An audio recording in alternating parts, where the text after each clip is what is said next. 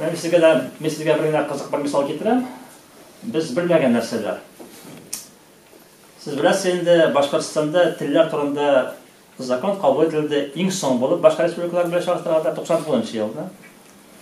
Һәм шул документ кабул ителә алдыннан аны эшләүче юристларның берсе инде мәрхүм Муксинов иде. Аны Башкортстан галимнәре кешеләр беләләр. Муксинов ул аварияга күрде. Муксинов юрист буларак китә Мәскәүгә телләр турындагы закон проектын алып. Миңа сөйләде.